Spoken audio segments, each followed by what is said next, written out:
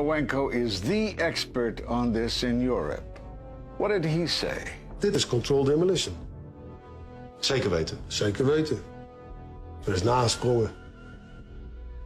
Dit is in opdracht gebeurd. Het heeft een team gedaan van experts.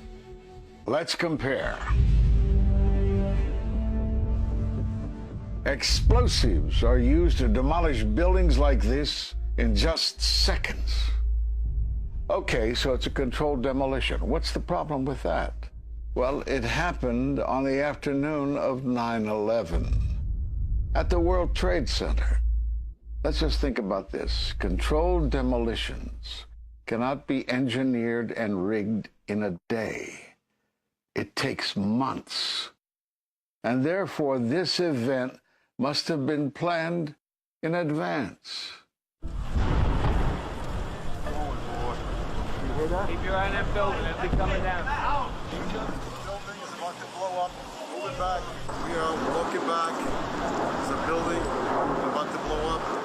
Did they actually use the word brought down, and who was it that was telling you this? The fire department, and they did use the word, we're going to have to bring it down.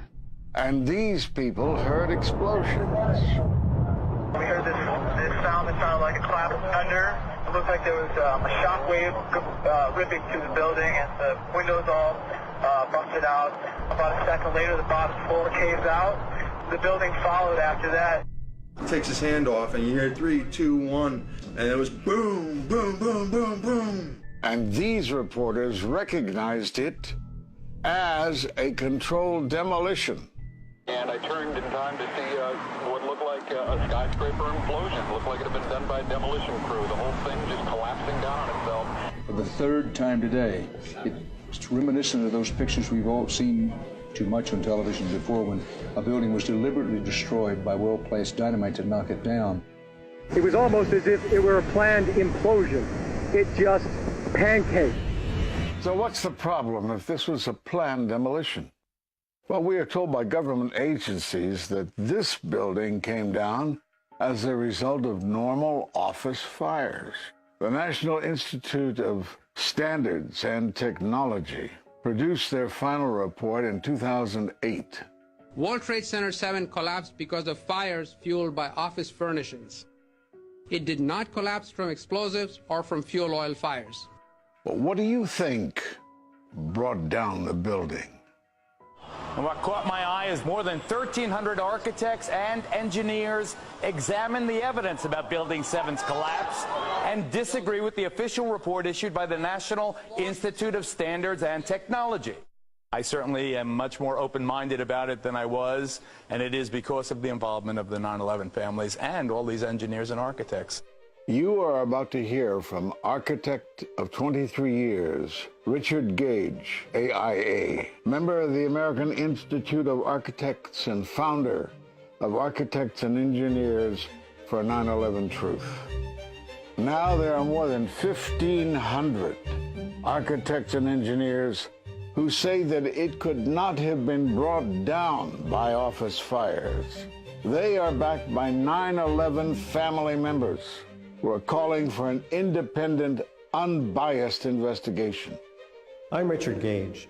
Fires have never before caused the collapse of any skyscraper, even though there are numerous examples of much hotter, larger, and longer-lasting fires in these buildings.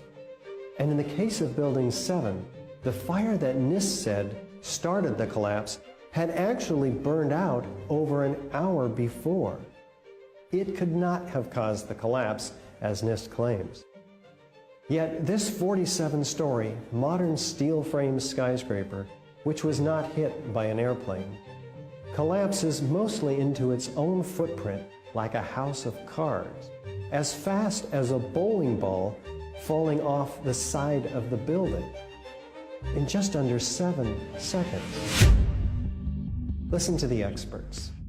Building number 7 descended in free fall for the first 100 feet, which means that there was absolutely no resistance to the descent whatsoever. NIST has admitted it went into free fall for 8 stories. And going from motionless to free fall instantly, that's a bothersome part of the puzzle because NIST never explained it.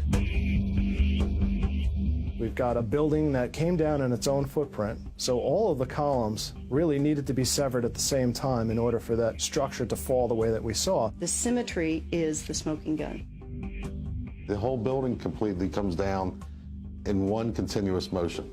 There couldn't have been any structural resistance.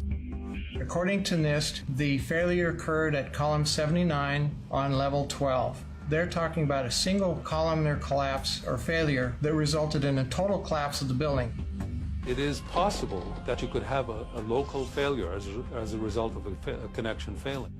But the likelihood of that failure dragging the entire building in such a fashion that all the columns would fail at the same time is an impossibility. Impossibility? Yes. What I saw, it was a classic implosion. The center of the core, the penthouse area, starts to move first, and then the building follows along with it. I'd like to know why NIST excluded the document from FEMA in Appendix C that documented the evidence of melting steel. Why is this forensic evidence not being included in the report? In an office fire, you cannot generate enough heat to melt steel. And yet we have evidence of molten iron. R.J. Lee Company, USGS, and Dr. Stephen Jones's work, all three separately found these microspheres. In the dust, we found what we characterize as unreacted thermitic material in the shape of some very tiny red-gray chips, which have different properties, and in the reaction they produce molten iron, which is the prime indication of a thermitic reaction. And such a reaction can be used to destroy steel structures.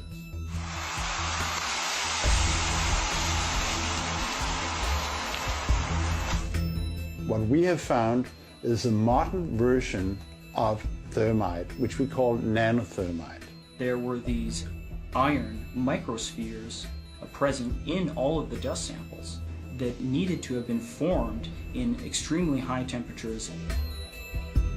I've independently seen thermitic activity within 2 separate independent samples of World Trade Center dust. My contention, based on finding thermite residue in the dust, is that it happened before. It didn't happen after in the fires that ensued in the rubble pile afterwards. All the characteristics of the microspheres tell me that thermite was involved in melting those steel beams. So thermite, if it was present at the World Trade Center and created this molten metal that so many witnesses and photographic evidence shows, would also explain the fact that the fires could not be put out at Ground Zero. The only thing that is consistent with all of the evidence that we have that could cause such a thing is the use of thermite to cut through the steel. You'd get down below and you'd see molten steel running down the channel rails, like you're in a foundry. Yeah. Like lava. Like lava. Well, the manual gets into thermite, and if it says if you have melted steel or concrete, which we had on 9/11, we should test for it. This fused element of steel, molten steel and concrete and all of these things all fused by the heat into one single element. We're asking for an investigation that follows national standards. There's no excuse to not test for this. If terrorists use explosives in 93, why didn't we test for them? If all these witnesses heard explosions, why aren't we testing for them? NIST concedes that they found no evidence for explosives. So then we asked them, well, did you look? And they said, no, we did not look for explosives or residues of explosives. So the preconceived notion of NIST is that there's no evidence for explosives, and so there's no point in looking. That is the most unscientific thing that you can possibly think of, not to look because you don't expect to find evidence, and in fact the evidence is overwhelming.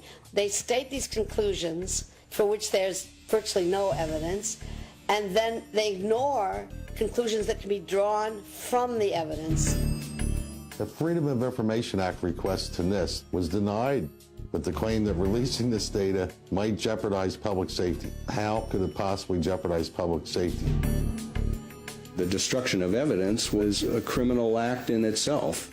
It was already being carted away and destroyed when the FEMA investigators got there about a month after September 11th. You can't do science when you are deprived of the evidence and when your hypothesis is the least valid instead of the most likely. When the most likely hypothesis in the case of Building 7 wasn't even mentioned. This is not science. The scientific forensic evidence, ignored by NIST, but carefully reviewed by teams of technical professionals, corroborates the hypothesis of explosive controlled demolition. We've traveled to 21 foreign countries and 32 American cities, bringing this evidence to the attention of the public. And we're backed by 9/11 family members and other concerned citizens who are calling for an independent, unbiased investigation. I'm a family member trying to find out the answers to the murder of 3,000 plus people. The bottom line is that it needs to be investigated properly. Please look at architects and engineers. People all around the world, scientists all around the world are questioning this. And there's some deep, deep explaining to do. It took some kind of consciousness raising on my part before I was willing to look at the possibilities. And really, you need to go where the evidence leads. As an engineer, and I have 3 degrees in engineering, I signed that petition for architects and engineers for 9/11 Truth some time ago because the American people absolutely need the truth of 9/11. Look at the evidence. In fact, I'll say this very categorically. Any reasonable person who looks at the evidence that's been brought forward has got to come away with the feeling that something has to be done, a real investigation has to be put forward. We will never heal. This country will never, ever, ever forget that day. We have to demand a new investigation. I want justice here. The country owns this. We were all victims. You all should want answers. It's not just ours, not just mine. We all lost something that day. It's distressing for everyone to come to terms with this evidence, but we must pursue the truth wherever it leads. Look at the evidence and decide for yourself.